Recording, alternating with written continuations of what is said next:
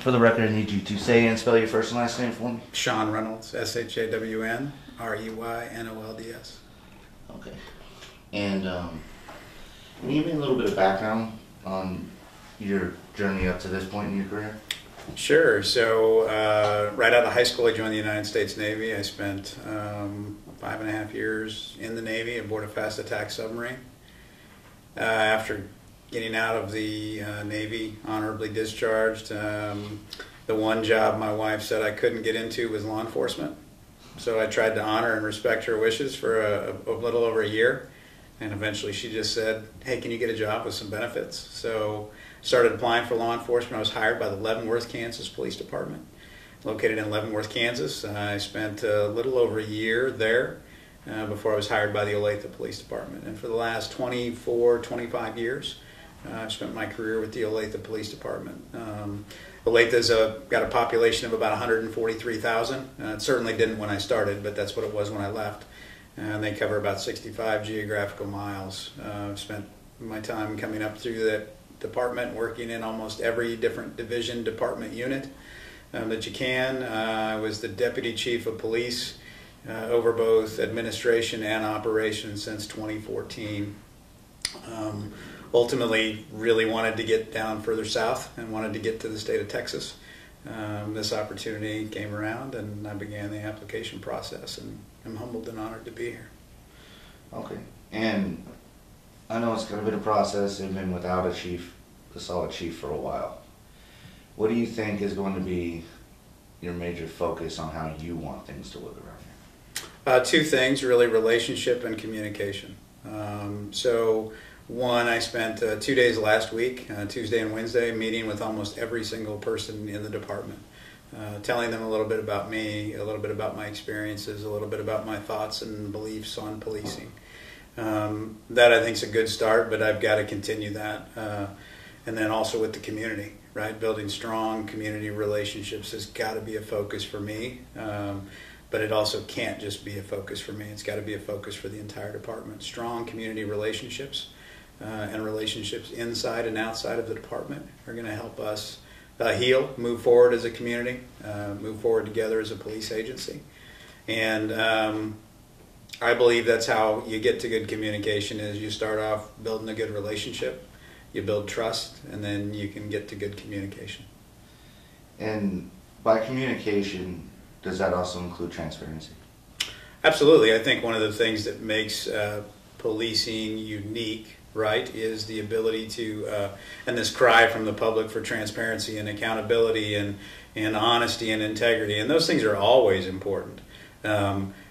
What I think sometimes gets lost is that there are a myriad of regulations and statutes and legislative actions that require us to be careful and cautious with information because it can impact jury selections, it can impact jury decisions. So due process rights are important. But yes, Temple BD is dedicated to being as transparent as we can to continue to work with the community and build those strong relationships. Okay. And before, I just have one question before we dive into, obviously, the questions everybody's probably going to ask. Sure. I'll give you a quick scenario. When I was there the night Michael Dean was shot. Okay. The police department, we were there till about 3 in the morning, and the police department, even though we could see him on the ground, wouldn't confirm that somebody was even hurt. Right. That's a lack of transparency that everybody was mad about. Is there, going to the future, if there's something like that where we can visibly see him, would you be willing to like say, hey, yeah, somebody was hurt, at least? That way we can get the info out without identifying, without interfering with investigations, but just saying, yeah, somebody was hurt in this situation, that's why the street's blocked.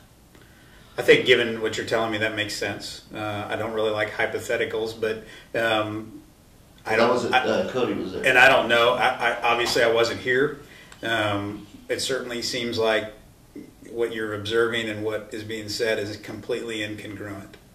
And certainly I think there's always opportunities for us to do better. And now that you're bringing that to light, that's the first I'm hearing of it, but I will talk with these guys and figure out exactly what the timing is of those statements and what happened. And if they were incongruent, we will absolutely work to be better Okay. And I know you were there that night, right?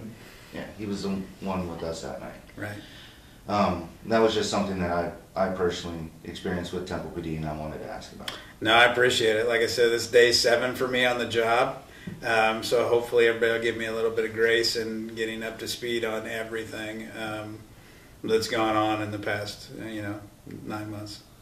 Okay. And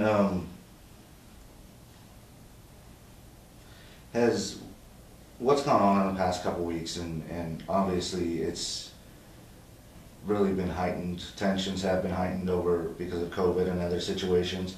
Has that view, after seeing those videos and knowing no-knock warrants have led to deaths unnecessarily, has that changed your kind of perspective on what policing has been and where it should be? Well, okay, so you threw a lot at me in that question. I'll so simplify it. let's.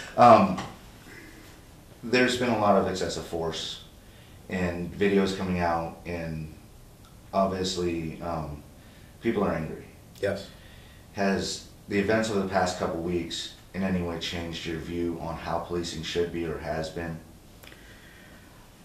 From a broad perspective, no. I always have believed in a professional policing force of dedicated public servants that do the job right for the right reasons, with the right amount of force and the right application of force in situations. What you do see across the country is videos popping up of a few events that have occurred involving police officers and bad actors. And I've been very firm about putting out a statement as far as what I think about George Floyd, that incident, and how we can kind of move forward from those incidents. But I think it's independent to each region, sector. As you know, policing is, each agency generally has different policies and procedures, those types of things. So it requires listening to your community and what's going on, and not just listening, hearing them. And then not just hearing them, but following that up with some actions that actually increase or enable a better relationship with the community that we exist with. I don't know if I answered does that answer your question or no? Vaguely. Just a general idea of what policing is. Historically... Historically, there's never been a golden age of policing, and I think we have to ask ourselves why. Right? And if you look historically back to the 1960s, what are those images that come up with in your mind when you talk about policing? Policing absolutely needs to be continue to be a topic of discussion. We have to continue to listen to what the community wants. We have to continue to figure out if those policies and procedures that we have in place are actually helping us be successful, helping us build relationships with the communities. Policing is more than just letter of the law enforcement. It has to be dedicated to a broader purpose of protecting and serving the community, making things better from a quality of life perspective, and it includes everything from hiring to professional training to good quality policies and procedures.